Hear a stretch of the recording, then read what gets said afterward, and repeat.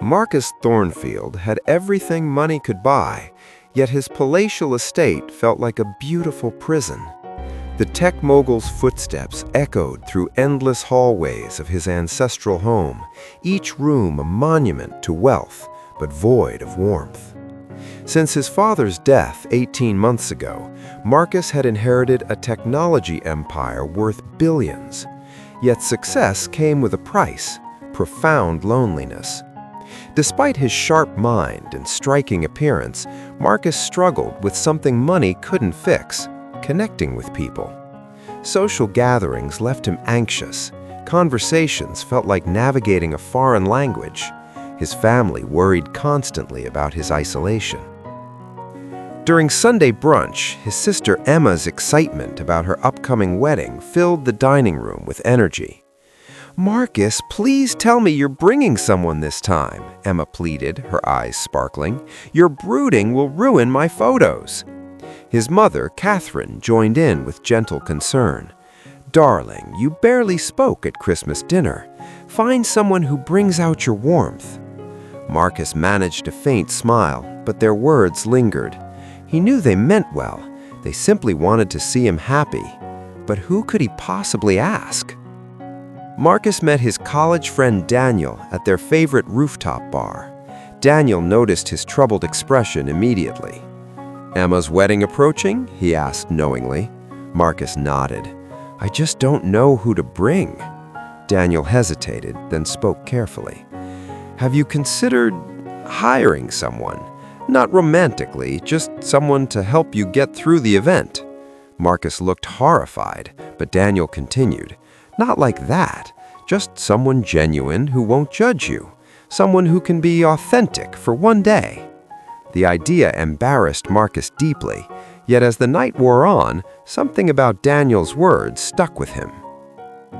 That Friday evening, Marcus returned home to find Elena Martinez, his housekeeper, finishing her daily tasks. The scent of fresh lemon polish greeted him. "Good evening, Mr. Thornfield," she said warmly, her accent carrying traces of her Dominican heritage. Normally, he'd simply nod and retreat upstairs, but tonight, something made him pause. The chandelier light caught her features: kind eyes, genuine warmth, an ease in her own skin he'd never possessed. Before he could overthink it, the words tumbled out. "Elena, may I ask something unusual?" She tilted her head curiously. "My sister's wedding's in 2 weeks. She insists I bring someone, and I wondered, would you consider accompanying me?" Elena blinked in surprise. "As your date?" she asked carefully. "Just for the day," Marcus said quickly, awkwardly explaining himself. "I simply need someone I can actually be comfortable around." After a long pause, Elena's expression softened. "If it will help you, Mr. Thornfield, I'll do it."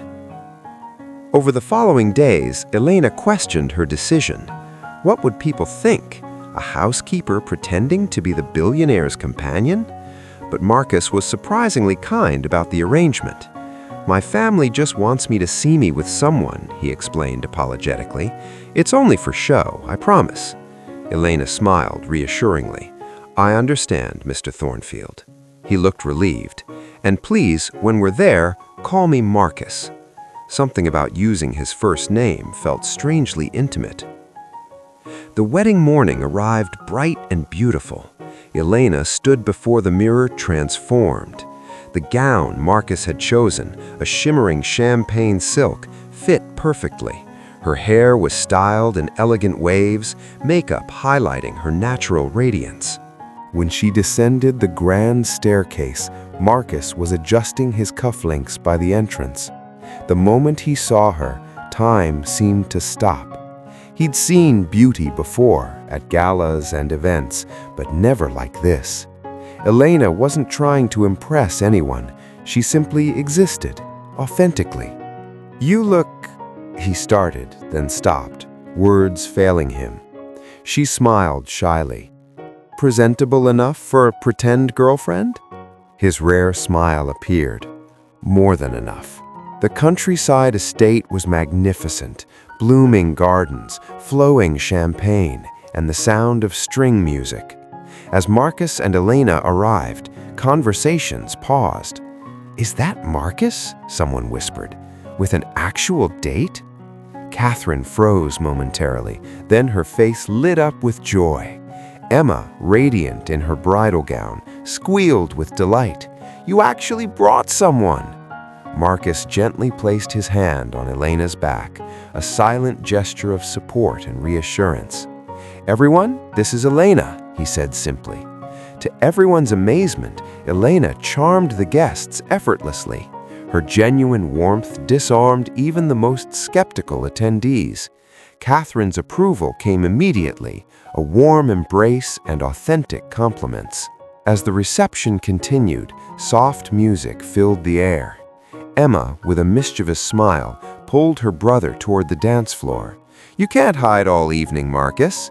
Surprising everyone, Marcus turned to Elena and extended his hand. "May I?" Her smile trembled slightly. "You may." As they began to dance, something magical unfolded. The rhythm was slow, the world around them fading. Marcus wasn't a natural dancer, stiff at first, but Elena's gentle confidence guided him. Their eyes met, his steady, hers curious.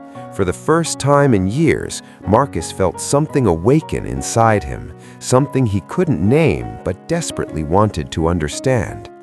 When the song ended, guests applauded, captivated by the rare sight of the reserved billionaire truly smiling. Hours later, the mansion was silent again.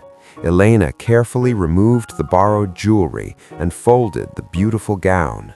Her reflection seemed like a dream, a glimpse into a life that wasn't hers. Meanwhile, Marcus lay awake, staring at his ceiling. He could still smell her perfume, hear her laughter, see the kindness in her eyes. He turned toward the window, watching city lights blink in the darkness.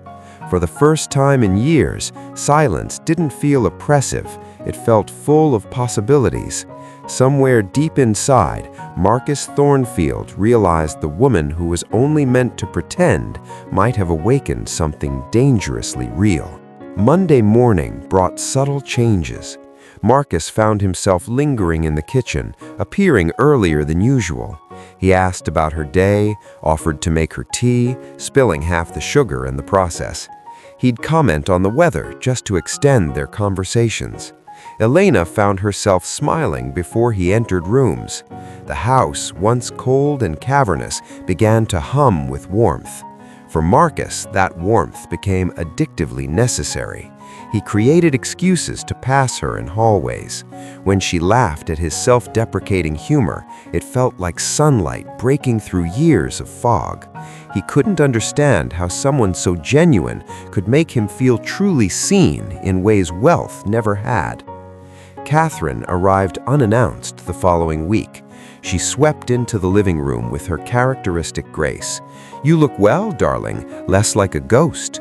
When Elena brought tea, Catherine watched carefully, not just Elena, but how Marcus's entire demeanor changed in her presence, the way his eyes followed her movements, the lift in his voice. After Elena left the room, Catherine turned to her son with a knowing smile.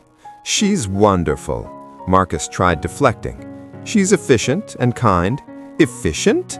Catherine laughed softly. "Darling, that's not the word for how you look at her." Marcus closed his laptop with a sigh. Catherine kissed his cheek. "I'm not pressuring you. Just keep smiling. Your father would have loved seeing you this alive again." It happened on a Tuesday. Elena was brewing fresh coffee when Marcus walked in with documents. She turned too quickly. Her elbow knocked the pot. Coffee splashed across his papers, rich brown stains spreading over pristine white pages. "Oh no! I'm so sorry, Mr. Thornfield," she gasped, reaching for a towel. Marcus looked at the dripping papers, then at her flustered expression, and laughed. Not a polite chuckle, but a real, unguarded laugh that echoed through the house. Elena froze. "You're laughing?" He caught his breath. "They were board reports. I hated them anyway." She laughed too, relief flooding through her. For the first time, he looked his age, boyish, free, alive. Something fluttered in her chest.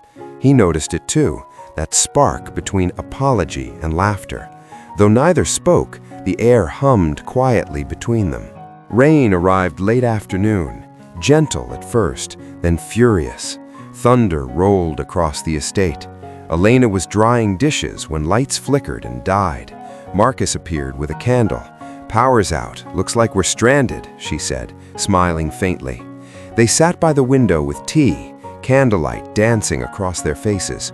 For the first time, conversation flowed naturally about her family, her dreams of studying hospitality, his late father, the loneliness that wealth couldn't fill. "People think money fills the silence," Marcus said softly, "but it just makes it echo louder." Elena looked at him and saw not a billionaire, but a man who'd never been truly known. When lightning flashed, she flinched instinctively. He reached out, fingers brushing hers. Neither pulled away. His touch was hesitant, reverent, like learning a new language. In that charged silence, something fragile but undeniable was born. Nearly midnight, Elena heard soft music drifting through the mansion like a secret. Following the sound, she found Marcus at the grand piano, head bowed, fingers moving hesitantly across keys. The melody was tender, a lullaby for memories he rarely let surface. "That's beautiful," she whispered. He turned, startled. "I didn't know anyone was awake." "I couldn't sleep," she said, stepping closer. "You play wonderfully." He smiled shyly. "It was my father's piano. He used to play when I was young." She hesitated. "May I sit?" He nodded. She sat beside him, their shoulders brushing, the faintest contact sending warmth to both. They played together quietly, his melody, her harmony. The room filled with something wordless and ancient. When the last note faded, silence lingered, heavy, electric.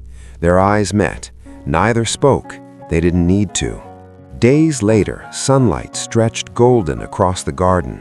Elena knelt among flower beds, trimming roses with practiced care. Marcus watched from the terrace, heart clenching at the sight. The way she hummed softly, curls glowing in light, serenity that came so naturally. He walked toward her, crouching beside her among the petals. They worked in comfortable silence, hands occasionally brushing. When his fingers grazed hers over a rose stem, he didn't pull away. Neither did she. He looked at her, eyes unguarded. "Elena, I've never known how to feel. Not really. My life has always been about numbers and expectations. I never learned what caring for someone meant until you." She froze, heart racing. "I don't expect you to feel the same," he continued, voice trembling. "But when you're here, everything feels right. My life makes sense when you're in it." Her throat tightened. She wanted to speak, but words failed. The truth was simple and terrifying. She'd fallen too. He stepped closer, brushing a curl from her face. "Tell me if this is wrong," he whispered. "It's not," she said softly. And then he kissed her, slowly, tenderly, as if afraid to shatter the moment. It was discovery, the taste of new beginnings. When they pulled apart, her eyes glistened. His hand lingered on her cheek. "I've never done that before," he said quietly. She smiled through tears. "Then I'm honored." 1 year later, the garden bloomed with celebration. Marcus and Elena's son, Noah, had just turned 1. Marcus held the giggling toddler while Elena arranged cupcakes, her wedding ring glinting in sunlight. Catherine supervised proudly while Emma's daughter played nearby. The mansion that once echoed with loneliness now hummed with life, laughter, music, love. Marcus pulled Elena close, raising his glass. To family, to the unexpected, and to love that finds us even when we've stopped looking. Elena squeezed his hand. "To forever," she whispered. As twilight painted the sky in orange and pink, Marcus wrapped his arm around his wife. "Thank you," he said softly, "for teaching me how to live." Elena leaned against him, smiling. "Thank you for letting me in." The once silent billionaire had found his voice, not in boardrooms or speeches, but in the quiet moments of love, in the laughter of his family, and in the gentle touch of the woman who changed everything. For more videos, please subscribe, like, and comment.